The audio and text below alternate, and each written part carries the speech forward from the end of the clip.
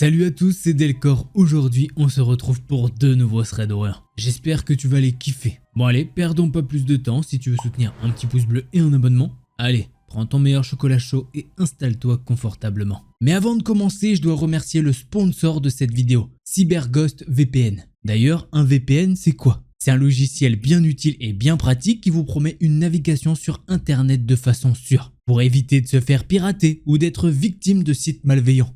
L'une des meilleures solutions, c'est d'utiliser un VPN, un réseau privé virtuel, en bon français. CyberGhost vous permet de masquer votre adresse IP et surtout de chiffrer vos données et de rediriger l'intégralité de votre trafic internet via un tunnel sécurisé. Non seulement CyberGhost va masquer votre IP sur les sites que vous visitez, mais il vous permet aussi, en ayant une IP étrangère, d'avoir accès à du contenu international. Par exemple, moi j'arrive à trouver des sites internet américains avec des threads d'horreur bien flippants auxquels je n'ai pas accès depuis la France. Et c'est pas tout, puisque toi tu auras accès à plus de 40 services de diffusion de streaming comme Netflix, Hulu, Disney+, et bien d'autres. D'ailleurs, vous pourrez utiliser CyberGhost VPN sur cet appareil avec un seul compte. Encore hier, j'ai vu Cookie regarder The Walking Dead avec sa tablette posée dans son pouf. C'est aussi ce qui en fait le leader mondial dans l'industrie de la sécurité et de la confidentialité avec plus de 38 millions d'utilisateurs. Et ils ont 4,4 étoiles sur Trustpilot pour plus de 19 000 avis. Grâce à CyberGhost, tout un monde va s'ouvrir à vous pour à peine plus de 2 €. C'est 2,03 € par mois si t'aimes bien chipoter. Bref, en cliquant sur le lien dans la description, vous bénéficierez de 4 mois offerts pour l'offre de 2 ans, ce qui offrira encore plus de contenu et de sécurité sur internet tout en soutenant mon travail. Et c'est bien, mais tu te demandes, est-ce que ça va te plaire? Eh bien, ils ont pensé à tout. Tu as 45 jours satisfait ou remboursé. Ok, ça commence à faire pas mal d'arguments, on est d'accord. Merci à CyberGhost VPN et vous de soutenir mon travail. Alors, retour à la vidéo. C'est la première fois que j'écris sur Reddit. Je ne suis pas forcément habitué à ce format, mais j'y ai vu une opportunité de raconter certaines choses qui me sont arrivées dans ma vie, afin d'avoir des avis, des explications peut-être. Puisque quelques années après, j'y pense encore de temps en temps. Je vais sur mes 19 ans et c'est arrivé quand j'avais 16-17 ans, durant mon année de première ou terminale. Je mentirais si je disais que c'était une très bonne période de ma vie. Je sortais personnellement d'une phase assez sombre et traumatisante de ma vie. Malgré cela, j'avais quelques amis. Je continuais d'aller au lycée tous les jours. Simplement, j'étais de nature assez méfiante ou peut-être parano. En bref, ma vie continuait. Fin de semaine, milieu d'année scolaire, c'était un vendredi après-midi. Comme chaque fin de journée de cours, je rentre seul vers mon bus. Mon casque sur les oreilles, je suis fatigué et je veux juste rentrer chez moi, retrouver mon lit. En attendant le bus, je me positionne stratégiquement afin d'être une des premières personnes à rentrer dedans. Le bus arrive, je veux rentrer. Néanmoins, un homme rentre avant moi. Aucun problème. Un homme tout à fait normal avec un sac plastique. J'avais simplement à attendre qu'il passe son titre de transport et de passer juste après. Mais il galère, je vois qu'il prend du temps à sortir ce qu'il avait dans sa poche. Et là, moi, aigri de 16-17 ans, j'avais la flemme d'attendre. Alors oui, c'était pas très poli, mais je suis passé avant même qu'il valide son pass sur la machine adéquate. Malheureusement, en passant devant lui, je le bouscule. Je bouscule légèrement son épaule à cause de mon sac d'école. Je m'excuse pas. C'est vrai, j'étais pas poli, ni même provocante ou quoi que ce soit. Je voulais simplement rentrer chez moi. Je vous avoue que je suis pas fier de mes actes en y repensant. J'aurais totalement compris de m'être pris une leçon de morale concernant mon comportement. Mais non, l'homme me regarde juste. Je m'assois sur un siège près des portes du bus. Lui s'assoit au fond du bus. Je suis sur mon portable pour changer de musique et je redresse mon regard vers le haut. Je croise son regard et son regard me fixe. Un arrêt, 2 arrêts, 3 arrêts après. Il continue de me fixer. Je me souviens pas de son visage ni de son apparence, mais je ne pourrais oublier son regard. À ce moment-là, je commence un peu à stresser. En tant que femme, je me sens oppressée. Est-ce que c'était un pervers, un homme dérangé ou tout simplement quelqu'un qui me fixait par automatisme?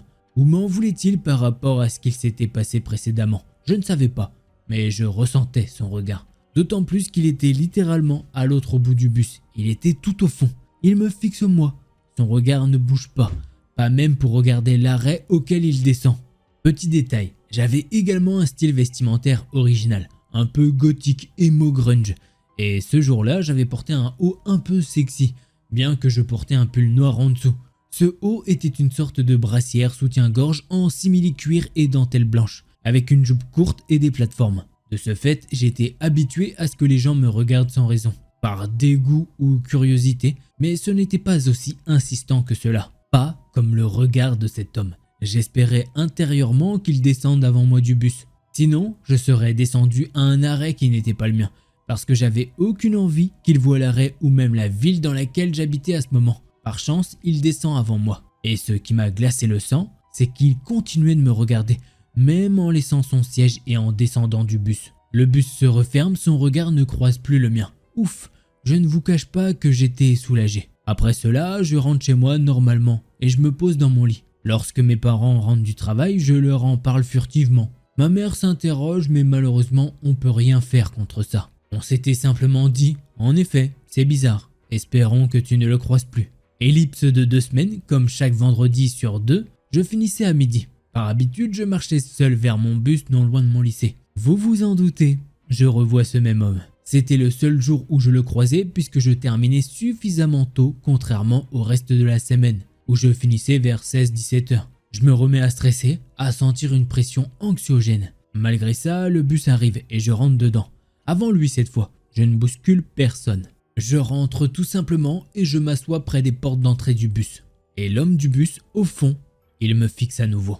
Dans ce cas, il m'a reconnu, pas vrai? Il me fixe de la même façon. Je m'en souviens plus vraiment s'il avait encore son sac plastique ou non. Mais je crois que oui. Il me regarde, il me fixe. Alors j'évite comme je peux son regard. Bien que quelquefois, nos regards se croisent. Puisque je le regardais pour savoir s'il me regardait toujours. Et il me regardait toujours. Il ne souriait pas. Il était simplement assis en écartant les jambes sur son siège. Même chose, il descend avant moi tout en continuant de me fixer. Le bus se referme et je rentre chez moi. J'en reparle à ma mère. On finit par une conclusion vaine en espérant ne plus le revoir. Bien que j'étais un peu anxieuse de cette situation. Depuis ce jour, je ne l'ai plus jamais revu. Même les autres vendredis après-midi, jusqu'à la fin de l'année scolaire. J'ai déménagé entre-temps, alors je ne suis plus jamais retourné dans mon ancienne ville ou vers le bus de mon lycée. Mais j'avais toujours son regard en tête, jusqu'à ce jour. Alors je vous pose la question, qu'est-ce que vous en pensez? Serais-je parano ou était-il vraiment dérangé? Était-ce parce que je l'avais bousculé? Dites-moi tout, honnêtement. Dans tous les cas, merci d'avoir lu ce texte jusqu'ici. Bon, en tout cas, le gars ne passe jamais à l'acte, mais le gars est quand même bizarre et très rancunier. Alors oui, ça se faisait pas de le bousculer, ça, on est bien d'accord. Ou tu t'excuses, tu dis « Ah, désolé, j'ai pas fait exprès », même si c'est pas vrai, t'as fait exprès, mais bon, pas grave. Là, le gars est quand même très rancunier, il lui en veut. J'imagine que pour une fille de 16-17 ans, se savoir regarder par un adulte, on sait pas son âge malheureusement. Le gars est assis au fond du bus et tu sais pas ce qu'il lui veut. Peut-être qu'il est armé, peut-être que tu te dis bah putain, avant de rentrer chez moi, il y a quand même une petite trotte. Donc j'ai pas envie qu'il m'attrape et qu'il me kidnappe ou autre chose. Tu vois ce que je veux dire. Donc voilà, c'est tout pour ce premier thread d'horreur, on va passer au second.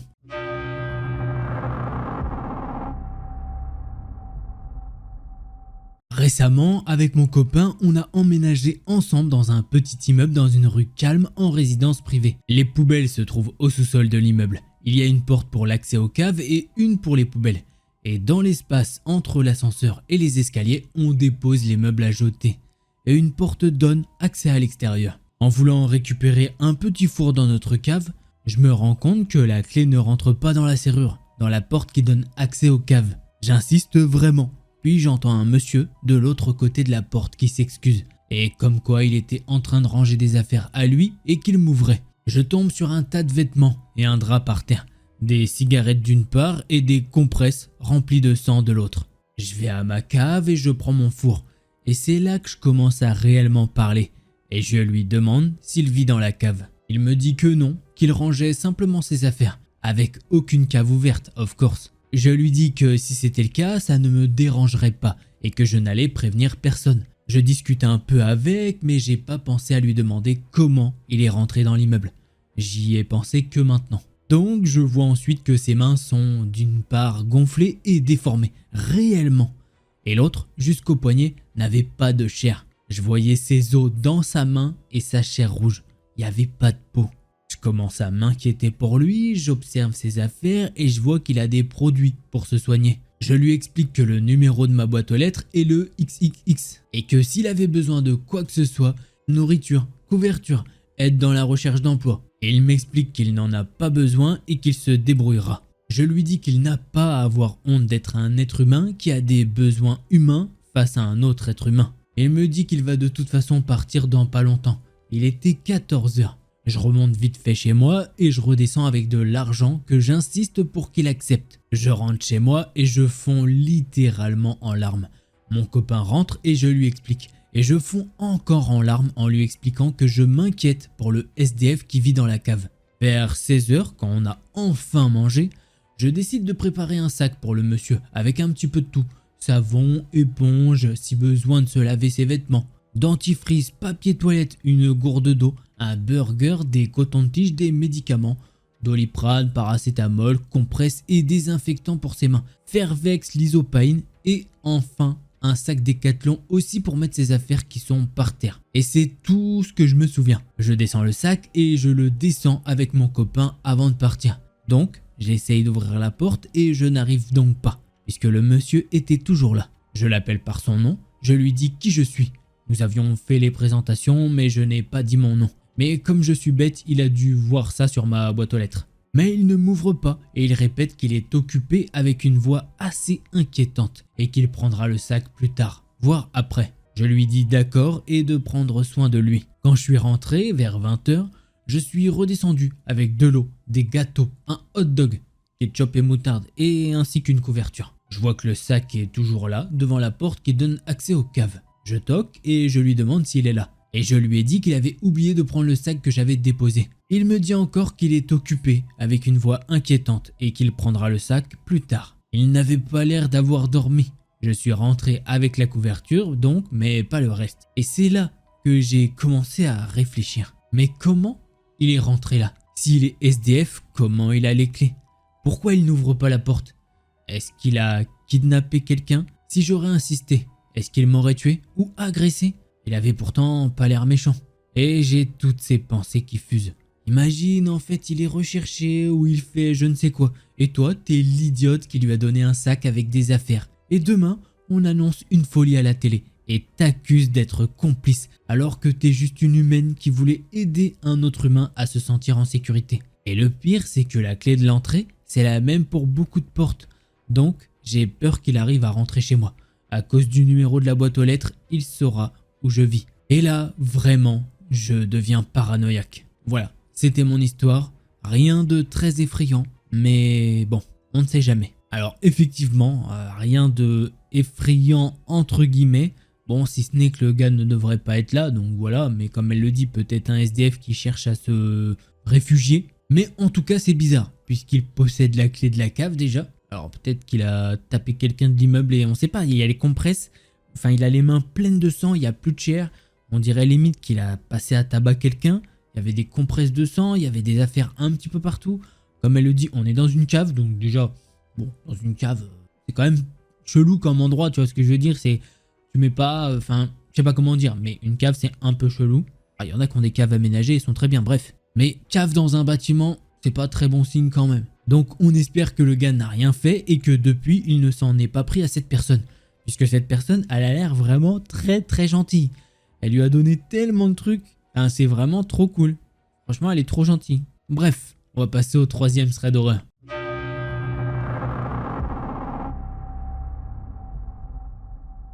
Avant de commencer ce deuxième thread d'horreur, si tu veux soutenir tout ce travail, un petit pouce bleu et un abonnement, ça fait jamais de mal. Allez, on passe à l'histoire. Cette histoire, justement, s'est déroulée en 2022. Dans mon ancienne maison. Dans la maison, il y avait 4 chambres à un premier étage, une cave, un salon au rez-de-chaussée, un jardin et un grenier. Un jour, je jouais avec ma petite sœur avec des peluches que l'on avait sorties de nos placards. Et au bout de quelques minutes de jeu, j'ai demandé à ma mère si je pouvais aller chercher d'autres peluches dans le grenier. Car on en avait tellement qu'il n'y avait pas assez de place dans nos chambres pour en stocker plus de 7 à peu près. Elle m'a alors dit oui et elle m'a averti qu'il y avait aussi son matériel pédagogique là-haut et qu'elle ne voulait pas que je l'abîme. Après avoir récupéré 5 peluches supplémentaires, nous nous sommes remis à jouer et l'après-midi se déroula normalement. Tout allait bien jusqu'à 20h30, l'heure à laquelle mes sœurs et moi devions nous coucher à l'époque. C'était peut-être après que mon père soit venu faire la routine du soir, c'est-à-dire faire un câlin et dire bonne nuit. Alors que je m'apprêtais à dormir, j'ai entendu un bruit sourd retentir dans la maison.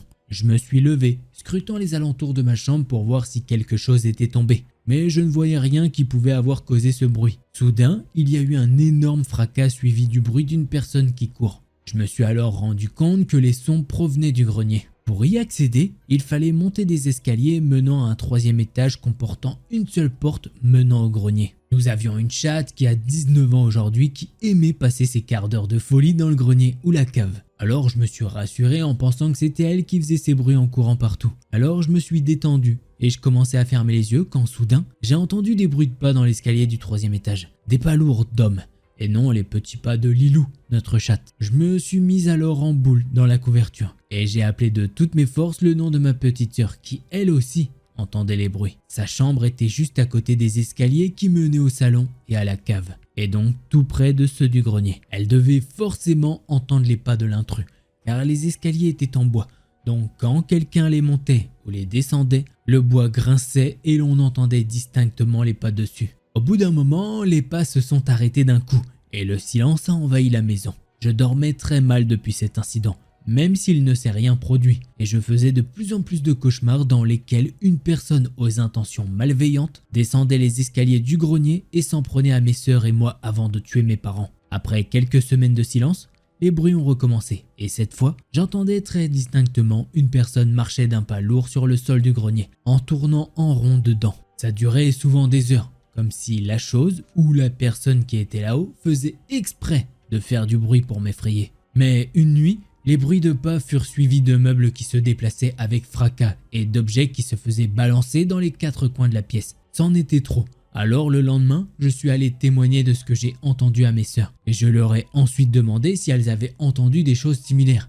Mais elles m'ont répondu en riant et j'ai compris que cela voulait clairement dire que non. Mon angoisse ne cessait de grandir au fil des jours. Alors un jour, j'ai décidé d'ignorer les bruits et d'essayer de dormir malgré cela. Et ça a fonctionné. Pendant 2 heures, après lesquelles je me dis que si je faisais part de mon expérience à mes parents, peut-être que l'on trouverait l'origine du problème. Et c'est ce que j'ai fait. Mon père m'a écouté et a pris mon témoignage beaucoup moins au sérieux que ma mère qui m'a proposé d'aller explorer le grenier, dans lequel je n'étais pas retourné depuis la première manifestation des sons étranges. J'ai refusé une première fois, mais ma mère me dit alors que je pouvais rester devant la porte le temps qu'elle vérifie que le grenier était vide. J'ai eu une petite seconde de doute avant d'acquiescer et de monter les marches pour arriver devant la porte derrière laquelle se trouvait sûrement quelque chose d'effrayant. Comme m'avait dit ma mère, je suis resté devant l'entrée, tandis qu'elle ouvrait la porte lentement, laissant entrer un filet de lumière qui se dissipa de manière assez inquiétante. Un vent froid se glissa entre mes cheveux, ce qui ne me rassura point davantage. Quand ma mère a fini de checker la moindre chose suspecte de la pièce, elle m'a fait signe et me dit avec un grand sourire « C'est bon, tu peux revenir jouer sans crainte ». Je commençais à m'avancer quand je me suis soudain mise à hurler « Maman, il y a quelque chose derrière toi !» Après ça, j'ai fondu en larmes.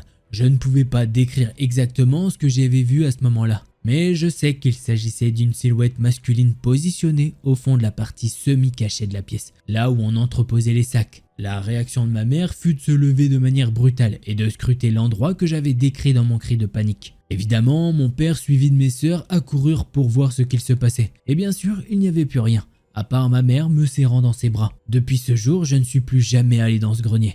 Et quelques mois après, nous avons eu l'obligation de déménager suite à un grave incident que je ne pourrais citer sous peine de trahir mon identité et celle de ma famille. Dans notre nouveau foyer, nous allons mieux et les rares bruits que j'entends sont ceux des voisins de l'appartement au-dessus du nôtre. Alors qu'est-ce que c'était tous ces bruits? Est-ce que c'était un homme, effectivement, qui était caché dans le grenier? Ou bien un truc paranormal, je ne sais pas, c'est tourné d'une façon où on ne sait pas vraiment. Justement, n'hésite pas, tu me dis ta théorie dans les commentaires, réel, paranormal, on ne sait pas. Je tiens à remercier une fois de plus notre sponsor, CyberGhost VPN, de soutenir mon travail sur cette vidéo aujourd'hui. Si vous êtes à la recherche d'un excellent VPN à un prix totalement fou, eh bien clique sur le lien dans la description. L'application protégera vos données pendant que vous naviguez et vous donnera un accès complet à tout le contenu bloqué sur internet pour 2,03 € par mois seulement. Allez, prenez soin de vous, à très vite pour une nouvelle vidéo. Voilà, si t'as kiffé, un petit pouce bleu et un abonnement. Si jamais tu veux plus de vidéos, je t'invite à aller voir une de ces deux vidéos là. Allez, c'était Delcor, en attendant la prochaine vidéo, portez-vous bien, tous les petits potes.